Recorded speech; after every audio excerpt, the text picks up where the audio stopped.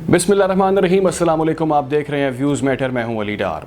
29 नवंबर को Vienna talks का आगाज़ होने जा रहा है। जौहरी मुज़ाकरात का आगाज़ होगा, लेकिन उससे पहले ये मामला बिगड़ता जा रहा है।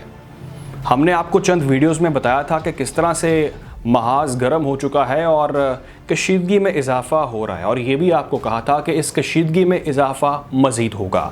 29 से पहले मामला बिगड़ता जाएगा और वही देखने में आ रहा है। ख़बर यह है कि ईरान पर अब इल्ज़ामात नहीं आयद किए गए।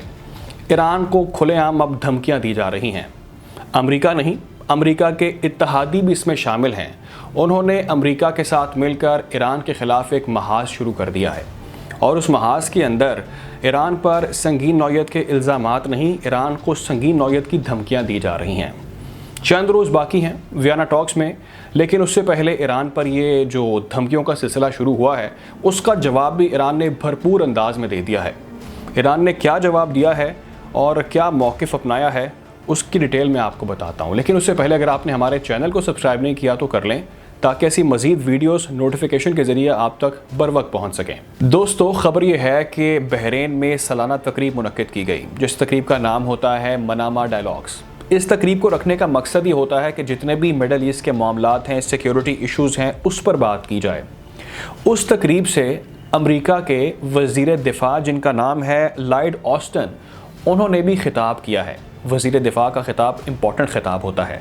उन्होंने उस खिताब के अंदर ईरान को संगीन नौयत की धमकियाँ देना शुरू कर दी।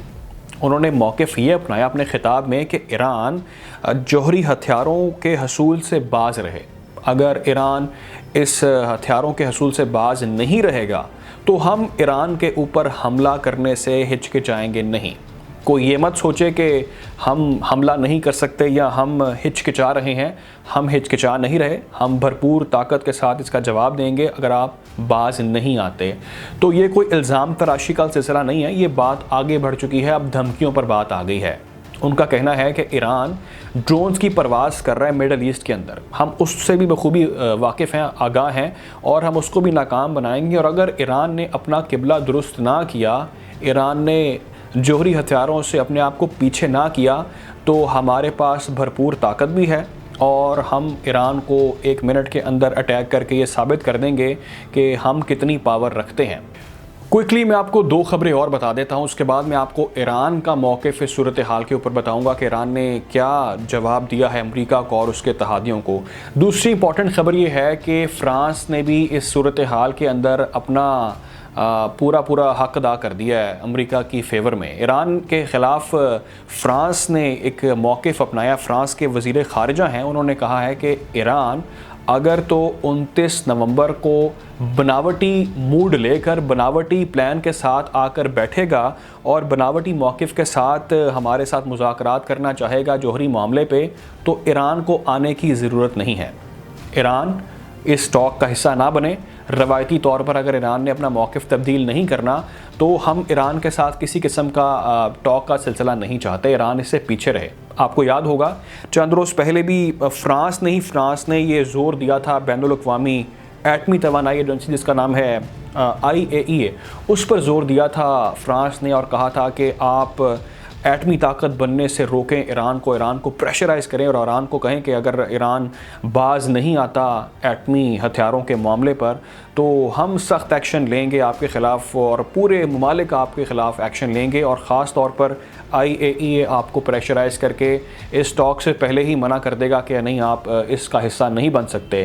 तो फ्रांस ने भी अपना पूरा हक अदा किया अमेरिका की फ़ेवर में, और ये धमकी जो है वो जारी कर दी गई है ईरान के ख़िलाफ़। एक और इम्पॉर्टेंट ख़बर है, वो भी आपको मैं बता देता हूँ।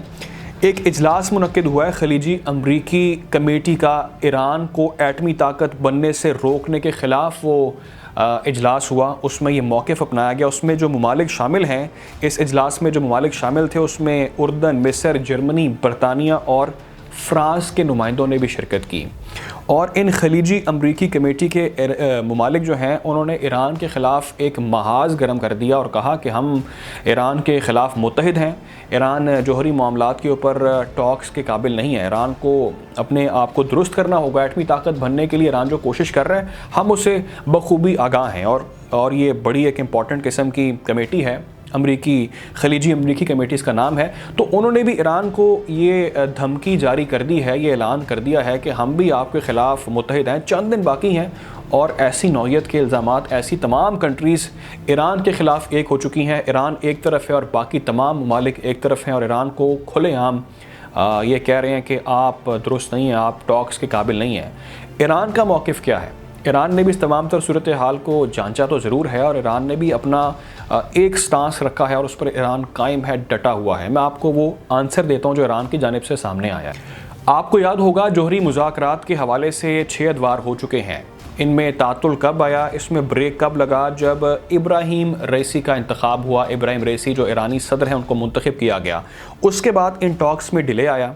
मौक़िफ़ ये अपनाया गया कि इब्राहिम रईसी का जो स्टांस है वो जौहरी मुज़ाकरात वाला नहीं है, क्योंकि इब्राहिम रईसी ने जब आए पावर में, उन्होंने आने के बाद ये ऐलान किया कि हम अपने मौक़िफ़ से किसी सूरत 1 इंच भी पीछे नहीं हटेंगे। जो हमारा मौक़िफ़ है नेगोशिएशंस के मामले पर, अगर आप सोचते हैं कि हम शायद कहीं से ये कह देंगे कि हाँ आप अपनी मर्ज़ी करें, हम आपके साथ आपके टर्म्स पर मामला सेटल करते हैं, तो ये मामला बराबरी पर होगा। हम आपके साथ किसी किस्म की नेगोशिएशंस नहीं चाहते। तो इसमें तातुल आ गया, जिसके बाद अब 29 नवंबर को दोबारा ये टॉक्स रिज्यूम होने जा रही हैं, लेकिन उससे पहले सूरत हाल आपके सामने है। मैं आपको एक और चीज़ भी शेयर कर दूं। ईरान के वज़ारत ख़ारजा के तर्जुमान हैं ख़तीब ज़ादा, उनकी जानिब से भी ट्वीट किया गया है और उन्होंने अपने ट्वीट के अंदर वाज़े तौर पर अमेरिका को ख़बरदार किया है। कहा है कि अमेरिका साहब, आप हमारी बात सुने, हमारे मामले को आप जो क्रिटिक कर रहे हैं, आप जो हम में नुक्स निकाल रहे हैं, धमकियाँ जारी कर रहे हैं, क्रिटिक के अलावा आपको काम क्या आता है? मसला यह है कि आप क्या कर रहे हैं? जो करारदादें हैं, जो सलामती कौंसिल में अक़वाम मुत्तहिदा की करारदादें हैं, आप उस पर अमल दरामद नहीं कर रहे। इस तमाम तर सूरत हाल जो अब है, इसके ज़िम्मेदार आप हैं। ये जो टॉक्स का सिलसिला ख़त्म हुआ, ये जो मुआहिदा ख़त्म हुआ एक तरफ़ा तौर पर, उसके ज़िम्मेदार भी आप हैं, क्योंकि आपने सलामती कौंसिल की करारदादों पर अमल दरामद नहीं किया। तो आप हमें ब्लेम ना करें, हम अपने स्टांस पर कायम हैं और अपने स्टांस पर कायम रहेंगे। हमने उस सूरत हाल के अंदर अपना रोल ऐसा ही प्ले करना है, तो आपने जो भी करना है आप करें, हमें आप धमकियाँ मत दें, क्योंकि हमारे सदर का, हमारी कौम का, हमारे मुल्क का ये मौक़िफ़ है कि हमने जौहरी मुज़ाकरात के मामले पे अपना स्टांस नहीं बदलना, हमने चेंज नहीं करना अपने स्टांस को। व्यूअर्स, अब मामला ये है कि चंद दिन बाकी हैं, 1 हफ़्ता बाकी है इन वियना टॉक्स के शुरू होने में। उससे पहले अमेरिका जो ख़ुद गैर कानूनी पाबंदियाँ आयद कर चुका है ईरान के ऊपर, ख़ुद गलत है और करारदादों की पासदारी नहीं कर रहा, वो ईरान पर ये इल्ज़ामात के बाद अब धमकियों का सिलसिला शुरू करके बैठ गया है। ये 29 से पहले ये महाज अगर इस तरह ही गर्म रहा, इस तरह ही ये कशीदगी बढ़ती रही, तो मुज़ाकरात का कोई फ़ायदा नहीं। ये 29 नवंबर के होने वाले मुज़ाकरात बेमानी रह जाएंगे, शायद नौबतुल मुज़ाकरात तक ना पहुँचे। अगर मुज़ाकरात हो भी जाएंगे, मैंने पहले भी बात आपसे कही थी, अगर मुज़ाकरात हो भी जाएंगे तो उसका कोई सर पैर नहीं होगा, वो मुज़ाकरात बेमानी होंगे, क्योंकि ये कशीदगी सॉल्व होती, ये कंट्रोल होते मामलात फ्यूचर में नज़र नहीं आते। आप ये देखें कि किस तरह से ईरान पर पाबंदियां हैं और ईरान को अलग करके तमाम के तमाम ममालिक यकजा होकर बैठ चुके हैं। ईरान के ख़िलाफ़ बयानबाजी और संगीन किस्म के इल्ज़ामात और धमकियां ऐलान किए जा रहे हैं, तो सूरत हाल कंट्रोल होती नज़र नहीं आती। आप अपना बेहतर जजमेंट रखते हैं, आप अपनी राय से आगाह कीजिएगा कि आपको सूरत हाल में क्या नज़र आता है। तो मेरी जजमेंट ये है कि मामला ख़राब होगा, मज़ीद बिगड़ेगा, चंद दिन बाकी हैं और इन चंद दिनों के अंदर आप नोट कीजिएगा कि ऐसे कितने बड़े बड़े मामला सामने आएंगे और आपको हम उस मामले से, उस सूरत हाल से अपडेट करते रहेंगे। अगर आपको ये वीडियो अच्छी लगी है तो इस चैनल को लाइक करें, सब्सक्राइब करें, ताकि ऐसी मज़ीद वीडियोज़ बर वक्त नोटिफिकेशन के ज़रिए आप तक पहुँच सकें। अपना ख्याल रखें, दुआओं में याद रखें। अल्लाह हाफ़िज़।